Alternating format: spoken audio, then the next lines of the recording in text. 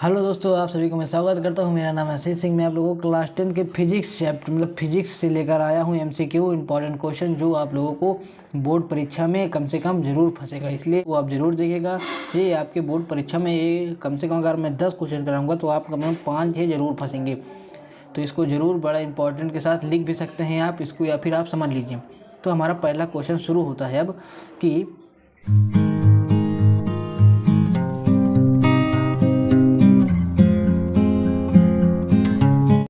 एक इलेक्ट्रॉन पर आवेश होता है। आपने चैप्टर में पढ़ा होगा कि एक इलेक्ट्रॉन पर आवेश कितना होता है, -1.6 इंटू 10⁻⁻19 कूलम। ये होता है, इसका ऑप्शन नंबर बी सही है। तो क्या होता है, एक इलेक्ट्रॉन पर आवेश क्या होता है, -1.6 इंटू 10⁻⁻19 कूलम होती है। तो दूसरा क्वेश्चन क्या है, दूसरा क्वेश्चन है कि विद्युत आवेश का मात्रक। विद्युत आवेश एक होता है विद्युत धारा, एक होती है विद्युत आवेश। आप इसमें कन्फ्यूजन नहीं होगा। विद्युत आवेश का मात्रक होता है कूलम, यानी कि ऑप्शन बी सही। लेकिन बहुत से बच्चे क्या करेंगे, बहुत से बच्चे करेंगे भैया कि विद्युत आवेश की जगह विद्युत धारा का मात्रा लगा देंगे एम्पियर, जो कि ये बिल्कुल से गलत है।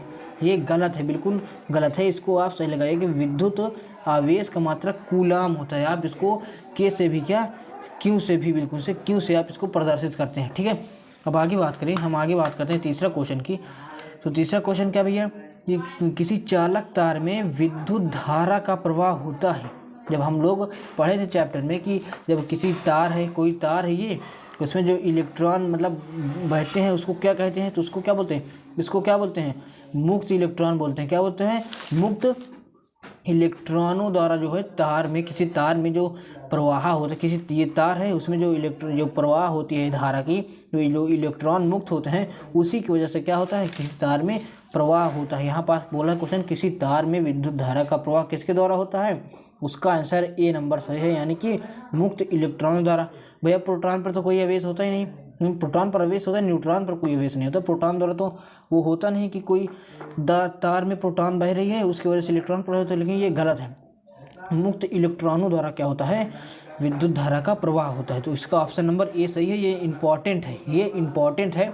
बोर्ड परीक्षा में इस बार भी आया था और 2021-22 लगातार से पूछ रहा है, इसलिए आप इसको इंपॉर्टेंट में लिख दीजिए। किसको इंपॉर्टेंट में भैया, इसको आप लिख लीजिए।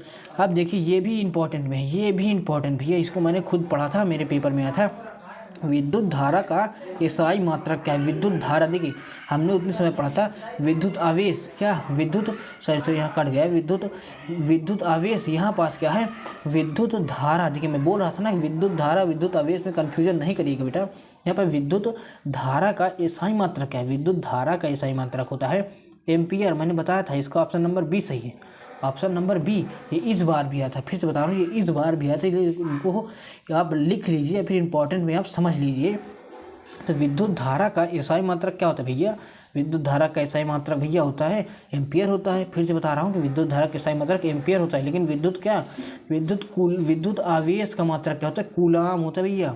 आप इसको समझ लीजिए। और इसको किससे प्रदर्शित करते हैं, विद्युत जो एसआई मात्रक विद्युत धारा का, इसको आई से प्रदर्शित करते हैं।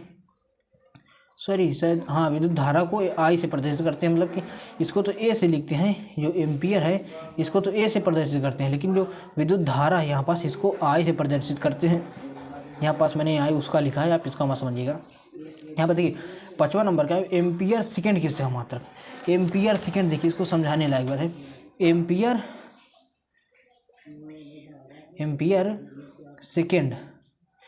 सेकेंड किसका मात्रक है, इसमें आप कन्फ्यूजन नहीं होगा। देखिए आपने विद्युत धारा पढ़ा होगा, आई इक्वल टू क्या होता है, क्यू अपॉन टी होता है।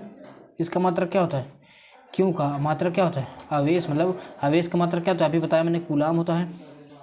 और फिर इसको क्या होता है, सेकेंड होते हैं, क्या होता है, सेकेंड होता है। टी का मात्रक, टाइम का मात्रक क्या होता है, सेकेंड होता है। और सेकेंड के बाद क्या होता है, ये आई का मात्रक क्या होता है, एम्पियर होता है। एम्पियर होता है भैया, इसका मान एम्पियर होता है, आई का मान। और टी का मान, यहाँ पर टी है, आई नहीं है, टी है।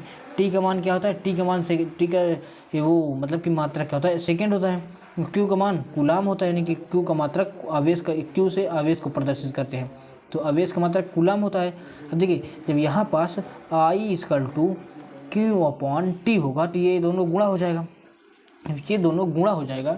सॉरी यहाँ पास आपको नहीं दिखा रहा, यहाँ पास ये दोनों गुणा हो जाएगा, क्या हो जाएगा, तो हो जाएगा Q इजकल टू हो जाएगा I इंटू टी, यानी कि सॉरी यहाँ पास I इंटू टी हो जाएगा, I इंटू टी हो जाएगा। देखिए Q किसका है, Q होता है भैया, Q आप बताएंगे Q किसका होता है सर, Q होता है भैया हमारा आवेश होता है। और एम्पियर का क्या होता है भैया, एम्पियर का होता है भैया I किसका, विद्युत धारा बोलते हैं इसको, क्या बोलते हैं, विद्युत धारा बोलते हैं। और इसका मात्रक क्या होता है, एम्पियर होता है, एम्पियर होता है। उसके बाद बात करें टी किसका, समय का मात्रक क्या होता है, समय का मात्रा होता है भैया सेकेंड होता है। क्या भैया, तो भैया यहाँ तो आवेश बराबर एम्पियर सेकेंड, आवेश बराबर क्या होता है, आवेश बराबर, देखिए आवेश का मात्रक एम्पियर सेकेंड, तो यहाँ पास क्या हो जाएगा, ऑप्शन सी राइट है। ये आप इसे कंफ्यूज करने लायक क्वेश्चन, इसलिए आप इसको ध्यान से नोट कर लीजिए, फिर आप समझ लीजिए। तो यहाँ पास एम्पियर सेकेंड का मात्रक क्या होता है, किसका मात्रक है, आवेश का मात्रक भैया, किसका मात्रक है, आवेश का।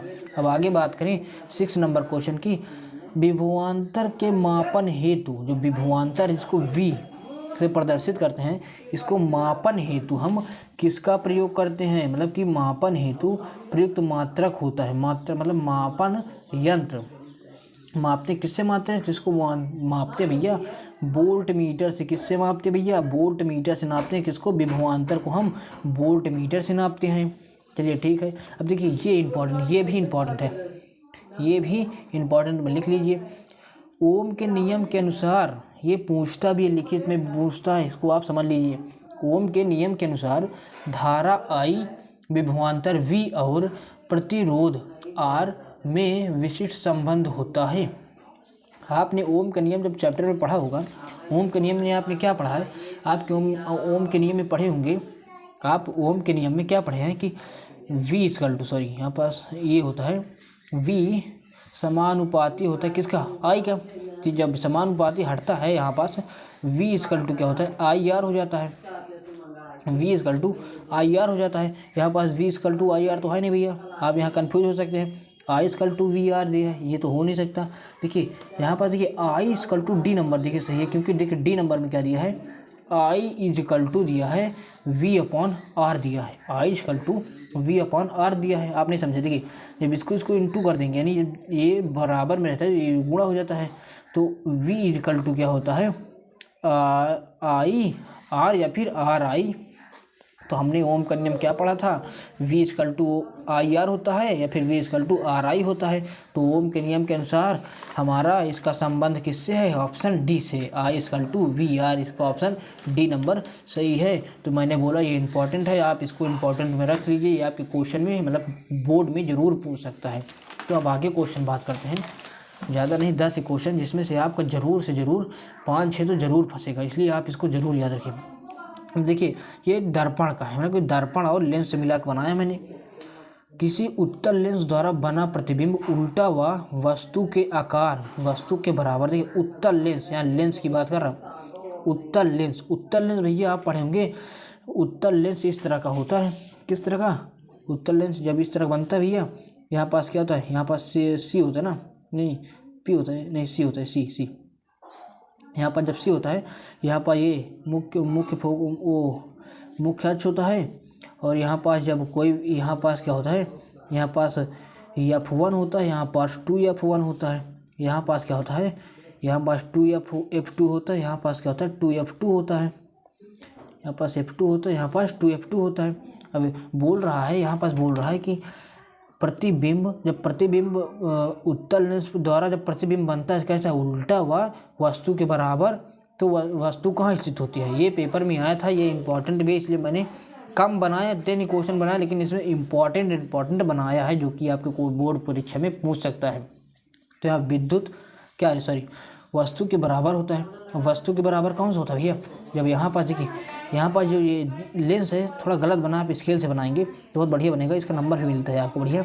यहाँ पर देखिए बोल रहा है कि जब वस्तु कहाँ स्थित हो, वस्तु बोल रहा है कहाँ स्थित हो, कि ये जो क्या बने, उल्टा भी बने, वस्तु के बराबर भी बने। तो यहाँ पास क्या होगा, ऑप्शन डी सही होगा, क्योंकि देखिए जब यहाँ पास जब अनंत पर रहता है बेटा, तो यहाँ पास बनता है, पर बनता है। आपको आप बुक में देख लीजिएगा, जब अनंत पर रहता है तो यहाँ बनता है, और अनंत और 2f1 के बीच में रहता है तो यहाँ बनता है, और जब यहाँ पास आता है तो यहाँ पास बनता है, और इसके सेम बराबर बिल्कुल हाइट के बराबर बनता है, और बिल्कुल इसी तरह बनता है, मतलब कि उल्टा बनता है और क्या वस्तु के बराबर बनता है।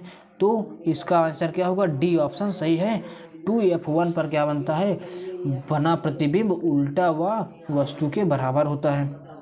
अब देखिए आंसर नंबर 9, क्वेश्चन नंबर 9 क्या कह रहा है कि उत्तल दर्पण द्वारा प्रतिबिंब होता है, यानी उत्तल दर्पण द्वारा जब प्रतिबिंब बनता है तो क्या होता है।